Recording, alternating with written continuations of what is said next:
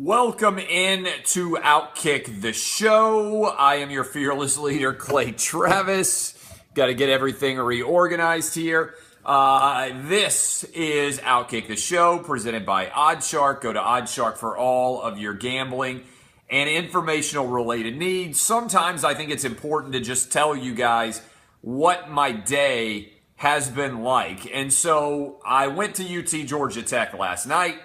Got back to the hotel around 1 a.m., got up at 5 a.m., these are East Coast times, went and did the radio show. Did the radio show from 5 to 8, hopped in, did the anonymous mailbag from inside the studio there in Atlanta, hopped in the car and drove all the way back to Nashville. Along the way to Nashville, knocked off a radio interview in Birmingham, a radio interview in St. Louis, a radio interview in Memphis as well. And then along the road, I also did an interview for a feature piece in the Atlanta Journal-Constitution. And I talked with book guys about a new book idea that I am working on. All of those things before 1 o'clock. Now I'm sitting here with you guys, and we are reacting to what happened last night with the absurdity that was the Tennessee-Georgia Tech game. Now, I had a bunch of thoughts. You might have heard the radio show this morning. I want to clear up something on the radio show for you, by the way. We are going to have a new station that we're on for Sirius XM. The number of you, I knew it was going to be substantial. I was hoping that it was going to be a smooth transition and there would be no days where this happened. I'm not sure when exactly it's going to effectively be taken care of, but we are going to be on a new station on Sirius XM because the Fox Sports radio station on Sirius XM is basically just going to carry television shows. So they're basically making the decision that they want to put TV shows on there. That's not a Sirius XM decision. That's not a Fox Sports radio decision. That is a Fox Sports television decision because Fox Sports television controls the decisions that are made about the Fox Sports satellite radio station. So they're going to have a lot of TV on the radio, but Outkick has become so popular on satellite radio that as soon as, this has been known for a while, that they were going to put more TV on, as soon as the radio, satellite radio heard it, they said, we're going to make sure that your show is on satellite radio. So everybody who listens on satellite radio, you will be fine. We will be able to, you'll be able to find us soon. So I just want to give you a heads up about that because inevitably people are going to hop in the comments and they're going to be like, wow, why don't you tell us about satellite radio? What's going on about satellite radio? And now that I've addressed it, you're inevitably going to see a ton of people asking about satellite radio in general. All right, let's talk about Tennessee and Georgia Tech. First of all, Tennessee had no business winning this football game. Anybody who watched this game knows that Georgia Tech put forward the better effort and the better outcome on the football field, okay, on a play-to-play basis. Now, to Tennessee's credit, I will say this. When it appeared that Georgia Tech was just about to put away the game, when they were rushing towards the goal line up 28-21 with about 5 minutes to play, Tennessee managed to strip the ball, they recovered it, and they took over at the 7-yard line. Even at that point in time, Georgia Tech was still in great shape. But Tennessee went 93 yards in 7 plays, the best their offense looked all night, scored, and then Georgia Tech, as one of our callers this morning said on the 855-500 Clay line, one of the Georgia Tech kickers, there has to be somebody in intramural sports who can kick better than that. That guy would have gotten his kick blocked almost by the asses of his own linemen. It did not get up in the air very fast. It was a leaden balloon, had no shot, got blocked, just a bad kicker. The 36-yard field goal should never be missed that bad. There are a lot of nerds at Georgia Tech. There's got to be somebody with a better foot than the guy who's kicking for Georgia Tech right now. There's got to be somebody in rec league. There's got to be somebody in intramurals. There's got to be somebody out there with a protractor running around in the chemistry labs or whatever the fuck you use a protractor for, geometry labs, the architects, that can make things better. That's the truth, all right? That is the absolute truth. It is an absurdity that that was the kicker that it came down to. But I actually agree with Paul Johnson's decision to go for 2. I thought at some point in time you have to acknowledge that you're never going to stop the other team. And as a result, I thought that Tennessee much power to them, more power to them, deserved the win in overtime because I thought they were a little bit more consistent. Having said that, can we talk about the trash can on the sideline? Can we just talk about the trash can on the sideline for a minute? Casey Smith was on the show this morning, and she said, is it possible that Tennessee could have a dumpster fire literally on the sideline? Is it possible that there could be a literal dumpster fire on the sideline instead of the heaters if Tennessee just brought a dumpster fire onto the sideline? I think this is incredibly dumb, all right? If you want to celebrate a turnover by dunking a football into a garbage can, why don't you have a dunk thing? Have a guy walk around with like a basketball rim, like a mini hoop on the sideline, a 6-foot mini hoop, and then he holds it up, and whoever gets the turnover can enact his own dunk, okay? If that's such a desirable moment, if that's so necessary to be able to placate all these guys on the team that they otherwise aren't excited enough to get a turnover unless they get to dunk it in a trash can, then to me, then at least make it involve something other than a trash can. Now, I'm not an expert in all like social media aspects, but if I were a coach on the hot seat, and if my team frequently performed like crap, the last thing I'm going to do at all, the last remote thing that I'm going to do is bring out a trash can, put my school's logo on it, and put it on the sideline behind my team. Everybody already thinks you coach like a trash heap, and instead of the dump truck full of cash that I've always wanted to deploy for Chip Kelly, we got Butch Jones deploying the trash can. I got to tell you. And then there's some poor-ass GA at Tennessee who got on the phone with his poor beloved mom, and he said, Mom, I'm going to be on the sideline tonight. I have made it. And his mom was so excited. She told all of her friends. Entire communities gathered around their television to watch Tennessee and Georgia Tech on a Monday night football game. And what happens? Her son's job for the entire game is to hold a trash can over his head and dance. And then when they won the game, her son's job was to run all over the field with a trash can. And that was supposed to make her feel good about things. I got to tell you, this is one of the dumbest ideas I've ever heard. Moreover, that poor grandma, that poor mom sitting around watching Junior dance with a trash can on the sideline, GA come to life. Nobody told Butch Jones this is a bad idea. Nobody said, hey, coach, you've gone 8-4 the last 2 years. Your team played like shit against South Carolina. Your team played like shit against Vanderbilt. You gave up 4,058 yards in one game to Missouri and somehow won. You let Kentucky run for 798 yards against you, or whatever the hell it was. Maybe, considering that the teams played like shit, you don't give people an easy metaphor and let them run around with a garbage can on the sideline. Just an idea. The fact that nobody tells Butch Jones that, and or that Butch Jones doesn't understand it, is a testament to what I've been saying for some point in time. I think Butch Jones is a nice guy. I find him to be a very likable person. But he's like the guy who thinks it's complicated to sell a car at the used car lot.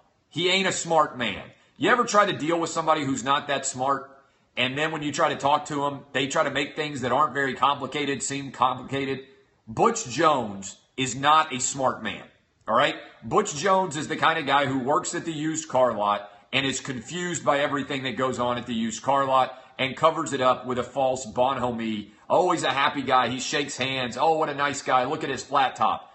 Butch Jones against Nick Saban in an intellectual grudge match would be the equivalent of me going up against 99.9% of the people in the sports media. It's just not a fair contest. I got a brain that works really well. Most of them got brains that don't work that well. And when you got a brain that works well going against a brain that doesn't work well, well, that's a mismatch, boys and girls. And Butch Jones's brain does not work well. He's consistently awful on the sideline, guys. Consistently. Did you see the end of the first half? I was there when Tennessee fans were booing him like crazy. They don't know how to use the timeouts. They don't know what they're doing from one moment to the next. Nothing makes sense. I'm telling you right now, Butch Jones is an 8-4 coach. And what Tennessee needs to do is just make a decision. Are we okay with being an 8-4 program? And the answer may well be yes. We're okay with paying Butch Jones $4 million a year and being 8-4 and getting your hopes up and losing and going out and again and again and again not having an ability to win games that really matter. Because I'll tell you what this right now. Tennessee fans right now, the ones that are drinking the Butch Jones juice, they're all saying, we're 1-0, baby. All that matters is 1-0. No, it's not. You gave up over 500 yards of rushing offense to Georgia Tech. Georgia Tech can't throw the ball, and they run, although they threw it against Tennessee's DBs, and they run the exact same offense for years. How many yards would Tennessee have given up if they hadn't had months to prepare? I mean, this is an honest question. Bob Shoop had months to get this team ready, right? For months, he is in there, working with them, dialing with them, and they gave up like 635 yards. How many yards did he actually take away versus what would have happened if they had never game planned at all? If Tennessee had just showed up to play Georgia Tech and they had done nothing but normal game planning, how many yards would he have given up? Bob Shoop is out there forever, months getting this team ready, and they give up 635 yards of offense. Guys, in the long history of Tennessee football, no team has ever run for more yards than Georgia Tech did. And they played before there was a forward pass, and nobody ever ran for more yards. This is an unbelievable aspect. I mean, that's what I'm saying. Like, are we not giving them enough credit? Would they have given up 2,000 yards? Like, the math on this is almost impossible. People are like, oh, well, he gave up 500 yards. It's almost impossible to give up 500 yards. That 500 yards, like the amount of time on the clock that continues to run when you rush for 500 yards, it's unbelievable. It is unbelievable to me. 1-0 with the trash can, yeah, that's math. You know what they're going to be? Minus 4,000 yards over under in the game against Alabama. If you can't stop Georgia Tech's offense, do you really feel very good about stopping Alabama's offense? It's going to be ugly. It's going to be ugly. There have been 121 teams that played football at Tennessee. None of them in the history of those games have ever given up as many rush yards as Tennessee did last night. Now, again, I'll give them credit for the 93-yard drive. The 93-yard drive was pretty outstanding because they had to have it. But otherwise, I really just don't know. I mean, again, people say a win is a win is a win. I don't buy into that. I think in every game, you seed your future, right? And when I saw the future of Tennessee, I saw what we already thought, an 8-4 football team. I think that Butch Jones will lose a game just like he won this one against an inferior opponent that he should beat. And I think that's what's going to happen. Now, maybe you're right. Maybe they're a 15-0 team of destiny, and they're going to show up and watch Taylor Swift sing at the BCS, at the national title game down in Atlanta. Maybe they'll return to Mercedes-Benz Arena. But I don't see it. Now, we'll see in 2 weeks with Florida.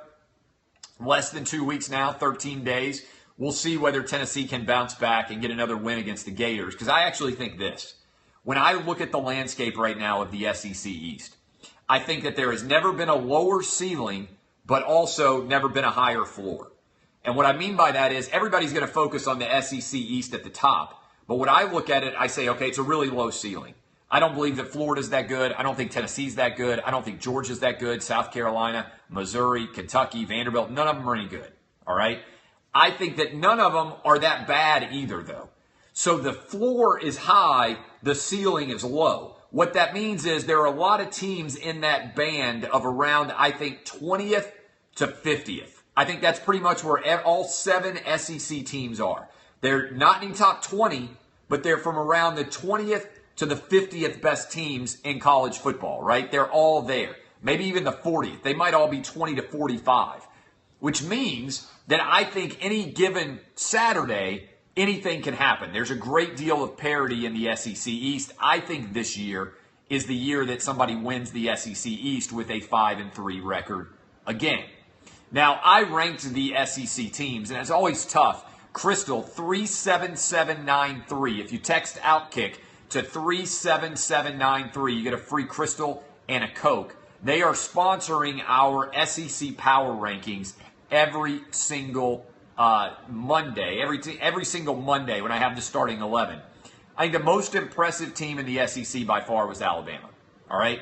I think the least impressive team in the SEC so far, probably Ole Miss. But there's a big band because the first games were going on, and a lot of those teams were not very good, so it's hard to assess the overall value there. But again, I think that is a 1-14. Go check it out, Crystal 37793. I also want to tell you, I just donated $5,000 to my guy Ryan Kelly and the home loan experts. You guys know we got a ton of videos coming up. I went around all weekend and did tailgates with my crew, with Hannah and everybody else who was there. And you guys are going to love these videos. I'm about to tweet out one from Alabama. We did Alabama and FSU. We did Tennessee and Georgia Tech. I met a ton of you at that tailgate. It was a lot of fun. People coming up. We had a lot of good conversations, lots of good videos, and they're going to be pretty outstanding. So one of the things that I asked all the Tennessee fans there was, I said, guys, would you be okay if Tennessee went 7-5 this year, but Butch Jones got fired and we hired Chip Kelly? Every single hand went up. Every single person was perfectly fine with it. Everybody was okay with it. I think there's probably a lot of people at all these different places all over the country that are fine with it.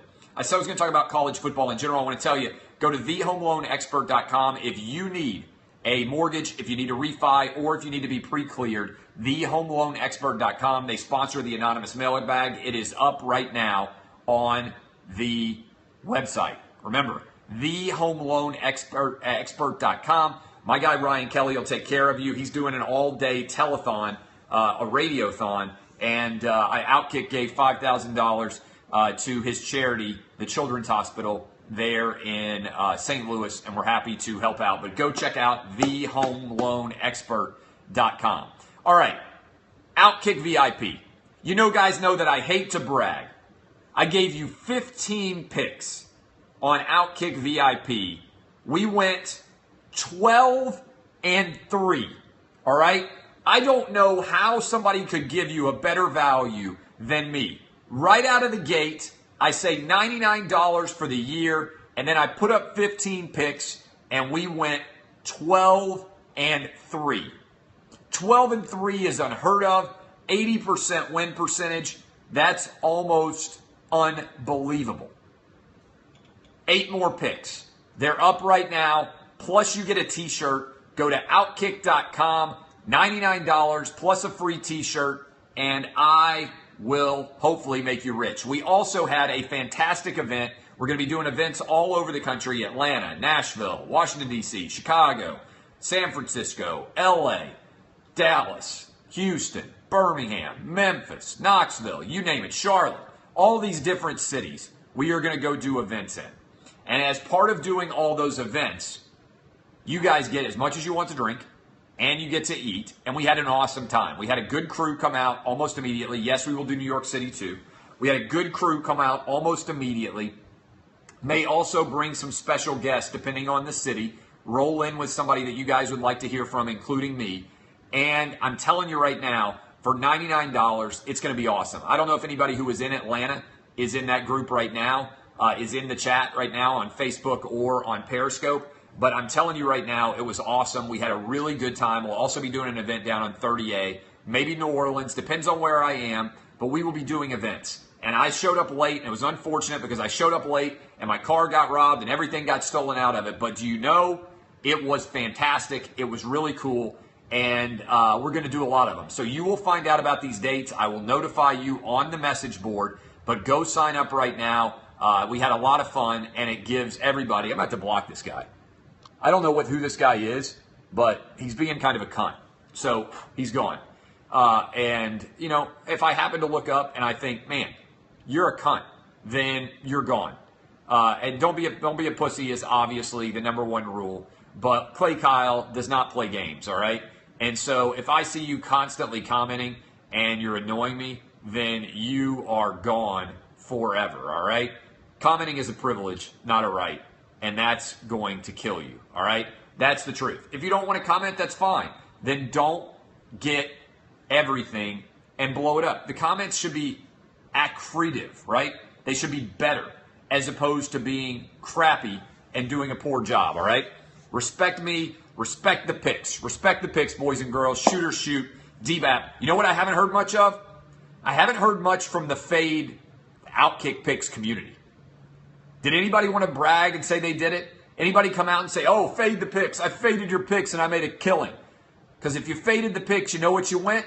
3-12. You know how hard it is to go 3-12? Pretty hard, especially when you don't respect the picks. That is called being a pussy. All right, several other things to hit. I wanted to say, I'm going to do a new segment called Hit the Panic Button. Hit the panic button on the team or teams out there that I think need to panic. Right now, the number one hit the panic team in America. Who do you think the number one hit the panic team in America is? Florida Gators. Florida Gators right now need to hit the panic button. They are screwed.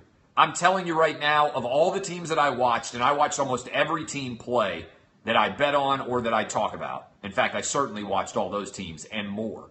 Okay? I could not believe how bad Florida was. One of the worst performances I've seen in 25 or 30 years of watching every major Florida Gator game. And a lot of people can say, oh, what about Texas? Or what about Baylor? Or what about Texas A&M and all these things? Florida was worse, all right? Texas is the first game. First season in Tom Herman, everything's not going to go perfect. Same thing for Matt Rule and Baylor. Florida is what they were in that game. They're shitty on offense. They don't have a quarterback, and their defense is not as good as it was the last several years. Jim McElwain was brought in to be the guy who was going to return the Florida Gators to the glory of the Steve Spurrier era. Instead, he's a bad cultural fit because the only reason he won 9 games the last 2 years was because of the defensive talent that Will Muschamp had recruited. As is, everybody is starting to lose their defensive bona fides because the recruiting quality is going downhill. And as that recruiting quality goes downhill, it's dovetailing with the offense still not being good. I want to ask you this, guys, this. Did you watch Will Grier play against Virginia Tech? Jim McElwain decided that he would rather not have Will Grier come back to Florida. If you are an offensive guru, how can you watch Will Grier and then watch the shit that the Florida Gators have now? Luke Del Rio, Felipe Franks, and what's his name? What's his name who just transferred from Notre Dame, who came in and looked, as my buddy said I was watching the games with, like he was from 1980s, Malik Zaire. Malik Zaire looked like he was a 1980s Tecmo Bowl player. He used to look athletic at Notre Dame. Why does he look like he runs like a 5'4" 40 now, and he's dressed like it's 1984? I mean, the guy had no hope. And all three of those guys, Del Rio, Zaire, and Franks, look atrocious. Now, people can say, oh, we didn't have Callaway, and we didn't have Scarlett. And when we get those guys back, we're going to be a lot better. I'm telling you right now, that ain't happening. All right? That ain't happening. Tennessee sucks. I think Tennessee has a good chance to go into Gainesville and win. I think Tennessee has a really good chance to go into Gainesville and win. Now, they may have to score 900 points to do it, because I don't think this Tennessee defense could stop anybody going up and down the court, up and down the field. I think there are a lot of high school teams that would post 50 on Tennessee's defense. But I'm telling you right now that, in general, Florida is the team that most needs to hit the panic button. The two teams that are the most secure, two best teams in college football after week 1, I got Bama and I got Michigan. And let me say this. There's a trend out there where people say, oh, shouldn't overreact to 1 week. I think that's bullshit. You only get 12 weeks to react to actual football games. You should certainly overreact to 1 game. You only have 12 to react to begin with. We spend all this time talking about spring games and recruiting classes and new coaches, new facilities. Most of college football talk has nothing to do with college football actually on the field. So when you actually have on-the-field results to survey, you should 100% overreact to them. Somebody just said LSU looked good. LSU looked fantastic. Nearly 500 yards of total offense, held BYU to under 97. Actually cashed the check for our blood bank guarantee as well. Also, South Carolina looks great. Big win for Will Muschamp in week 1 to beat NC State. Missouri now against South Carolina is going to be fascinating to see. We'll talk about all these picks later. All my picks, 8 of them, are up on the Outkick premium message board right now. And people say, why would I pay for the premium picks? Why would I pay for Outkick premium when you still are such a nice guy that you give away your picks on Wednesday afternoon, Wednesday at noon, motherfuckers? The answer is because when I give out the picks on the premium message board, oftentimes the lines are moving aggressively in a different direction. For instance, I gave out Louisville minus 5.5 on the premium message board on Sunday afternoon. For those of you who immediately ran and bet it, that line has now moved to Louisville minus 10. All right, that's 4.5 points. If you bought those points, you would pay nearly more than the entire subscription is going to cost. Another good example, Auburn.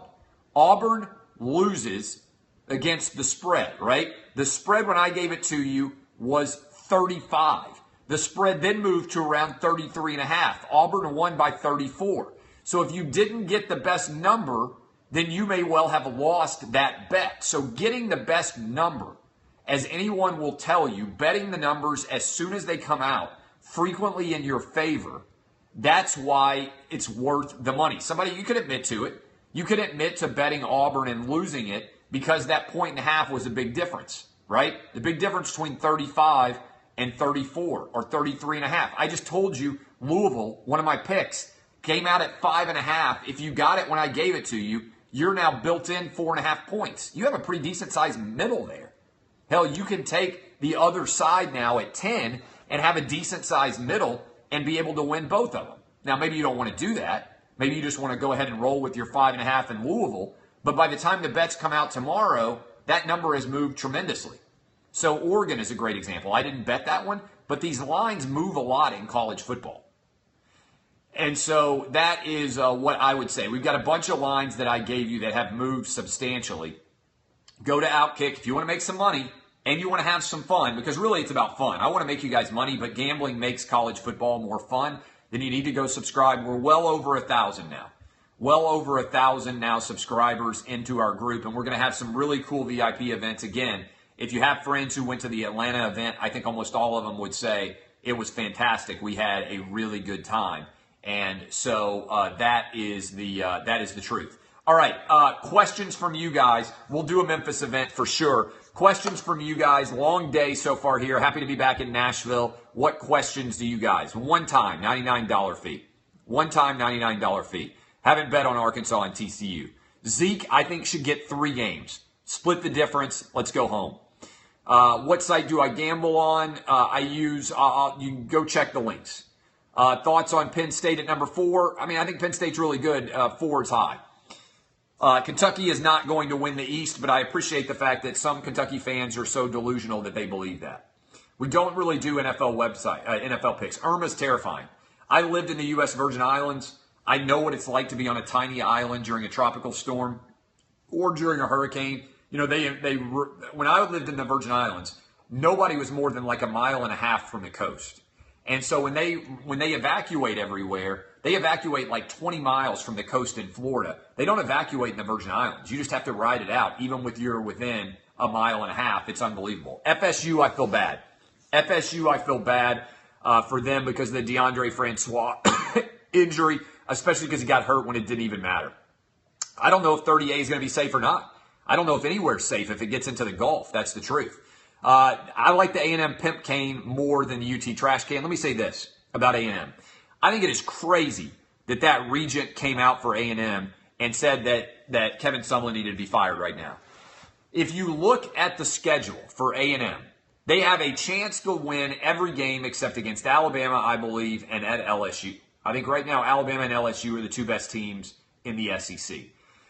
But the idea that A&M should fire Kevin Sumlin when they still have 9 winnable games and when they lost a game that they should have won only because they played so well to get up 44-10.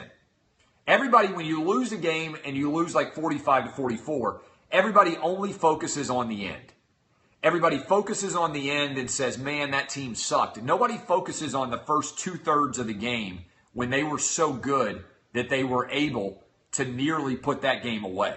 A&M went on the road against a first-round quarterback, and the first-round quarterback eventually went first-round quarterback on them. He made some incredible throws. It was almost impossible for anybody to make stop him. He was like a guy on NBA Jam back in the day who got hot, and he was shooting the flaming basketball through the hoop. There was no way to stop him, all right? That happens every now and then with a quarterback. A quarterback gets hot.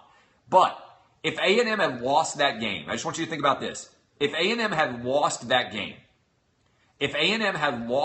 game, going back and back, score for score, in other words, if A&M had gone up 44-38 with 2 minutes left, and then Josh Rosen had driven them back down and scored with 30 seconds left, and they'd been dueling, going quarterback back and forth, A&M fans would be like, you know what, we lost, but I'm pretty encouraged by our team. Instead, everybody out there is losing their minds. They want Kevin Sumlin fired. It may well be the case that in the future Kevin Sumlin doesn't make sense at A&M. But to me, you still have to wait and see what happens in the actual season.